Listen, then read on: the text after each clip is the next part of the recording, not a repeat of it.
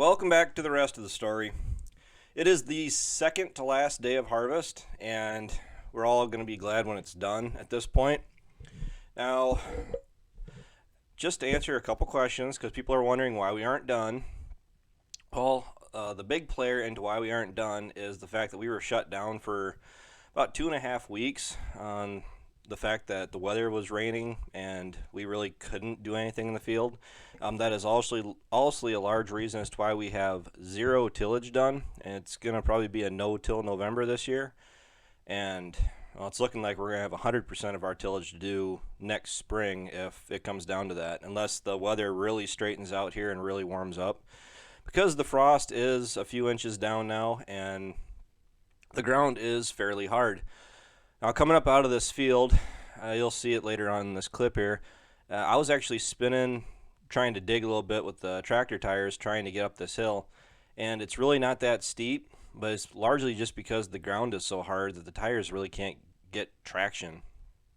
And this tractor is weighted down fairly heavy. It has two 1,400 pound weights in each of the rear rims, and it's got a full set of suitcase weights in the front end.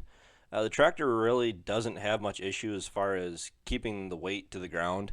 Horsepower, I'm going to go ahead and say that horsepower is a little bit of an issue with this tractor.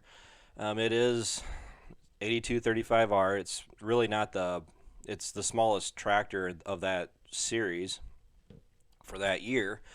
And yeah, kind of it's a mistake on my part. I really should have went with the bigger tractor.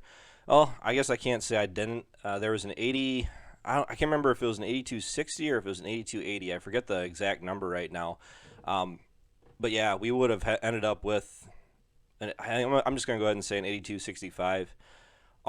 But the problem is when I called them up to tell them that I wanted it, they sold it like the day or two before, and they hadn't taken it offline yet. So that's something that kind of is a downside to shopping online or shopping through magazines. Is just because it's listed for sale does not mean that it is for sale or has been for sale. Somebody swooped in and picked it up and nobody removed it yet. So a tune kit is definitely in the possibility for this tractor. I'm not looking at doing it in the short term. Tractor only has just over 2,000 hours on it, and if I did tune it, I'd probably find somebody that could do it within a reason. I did price it out, and I think it's going to be anywhere between $2,000 and $4,000 depending on who you go through. I don't know how much I'd even turn it up. I think 50 horsepower is kind of excessive. Maybe another 25 horse, 30 horse, maybe. But that isn't anywhere in the near future. To get me to justify turning this tractor up anymore, we would be looking at having a bigger chisel plow or a wider VT. And there's me trying to be healthy, drinking a little bit of water. I'm trying to get away from Mountain Dew for, I don't know, like the 12th time now. But now that harvest is done and I'm not stress drinking Mountain Dew, I know it sounds weird, but I drink Mountain Dew and I'm stressed. We're pretty well on the downward slope as far as harvest. We should be done tomorrow with the last field. And if I do manage to get any footage of it, we got 2.5 acres down across the road from the home farm that the ground is acting like it might hold up the combine. You can probably hear the uncertainty in my voice, but if we can get out and try to harvest some of that, I'm not confident that we're going to get the whole 2.5 acres combined out, but I am pretty confident at this point we can get the majority of it out, and I'll probably let it go at that. I'm not going to hold off cleaning up the combine and everything for 100 bushel. Just wouldn't be worth it. For how the stuff is running right now, there's probably $1,500 to $2,000 worth of corn sitting out in the field yet. And, it's kind of hard to let that go, especially when you're at the end of the year and you're starting to tally up what you made for the year. And the last field, I guess I can't really say where I stand just yet, because the last field for me is the one that's going to be done tomorrow. And we should be able to get it all done. The reason saying that is because We are running two semis right now. No, we're not running Ryan's. Ryan's was actually loaded, and he was loaded up with his corn, and he was dealing with that when we were working on this field. But we did manage to find two different truckers. One was from, he was a while away. He was about 45 minutes west of us.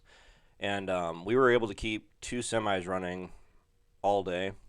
And we were actually being able to fill both the carts and the combine. And we were usually sitting about 10-15 minutes for a truck to get back. And that's with both the trucks running, to the same destination.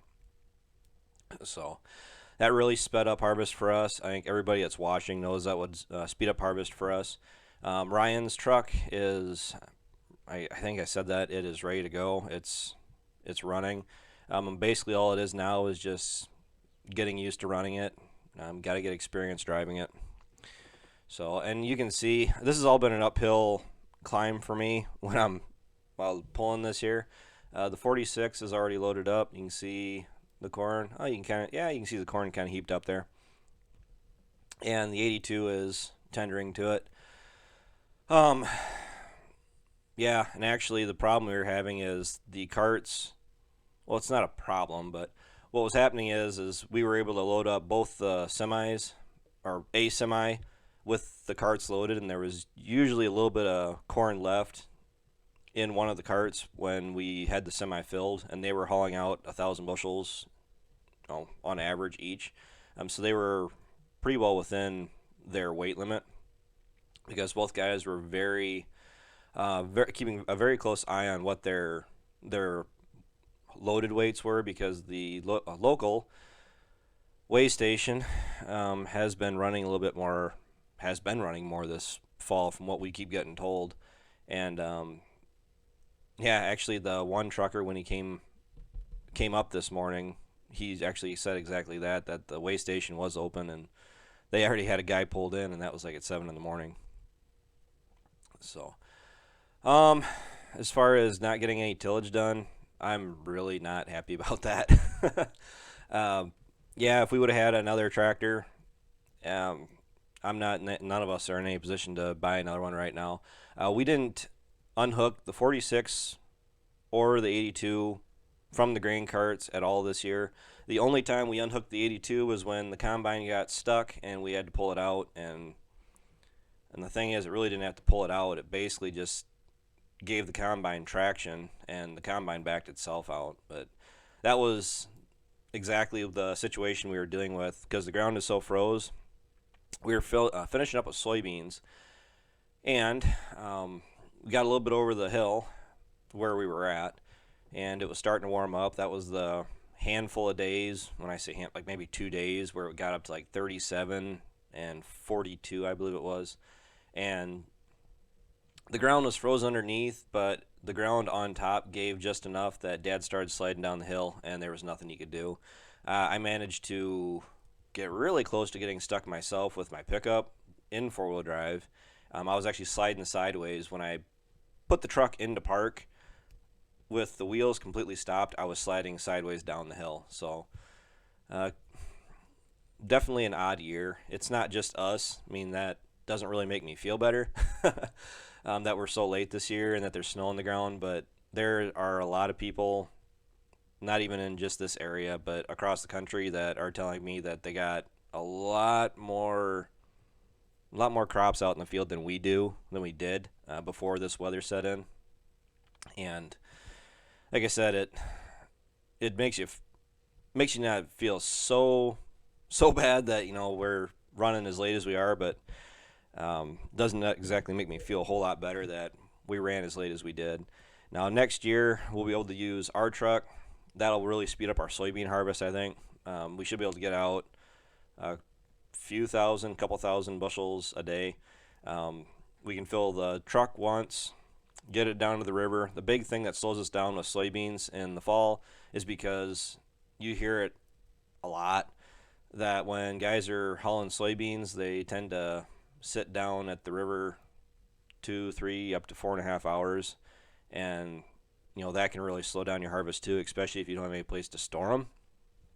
So we're already kind of looking at that like, seems how we have a truck here, the convenience sake of it. It's ours to use and all that.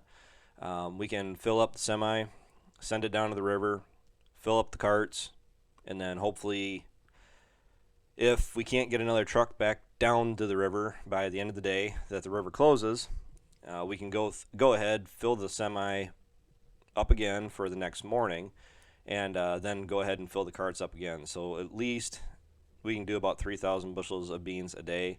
And when beans only yield, 60, 65 bushel to the acre, you can cover a fair amount of acres that way. The two biggest things that really slowed us up this year, that put us so late, really was the weather, and it was a trucking thing. We were having a hard time getting trucks. So these guys that helped us out the last 3 days, it was the last 2 days, today and the day before, tomorrow too, I guess, really sped our harvest up. We were harvesting, when we were running these 2 trucks, keeping them moving, we were able to get, excuse me, we were able to get like whole farms done in a day as opposed to half a farm in a day. So even though we have Ryan's truck, there is that slight possibility we could look at hiring somebody else to complement my brother's truck and still try to run 2 trucks out of the field and try to get our harvest done a lot sooner than we did this year. Definitely going into next year, especially after having this year and last year pretty fresh in our minds, I'm expecting that, we all expect to push a little harder to get done with harvest next year. Ideally, I'd like to be done by like the 1st, maybe the 10th to the 14th of November. We really didn't beat that by much. I mean, we're going to be done relatively quick here. I'm thinking by the 20th, and we should be good to go. Or we're really not as late as it is, just that the weather turns so south on us. I mean, last couple of years we've been able to run at least until the 1st of December, and that just wasn't the case this year. It's a Mother Nature thing. She changed her mind one too many times on us this year. So, yep, and, I didn't realize I had this on here, but running after dark, which is really easy this time of year. Now the time changed, and it gets dark at like 5 o'clock at night. So we were getting up. We were running by 7 o'clock in the morning, and we were usually running till, like tonight we ran until 9:30. So, all right. I got a bunch of other stuff to work on, and I'll talk to you guys hopefully tomorrow. So, thanks for watching. Take care. Take it easy. Keep in touch, and I'll talk to you later.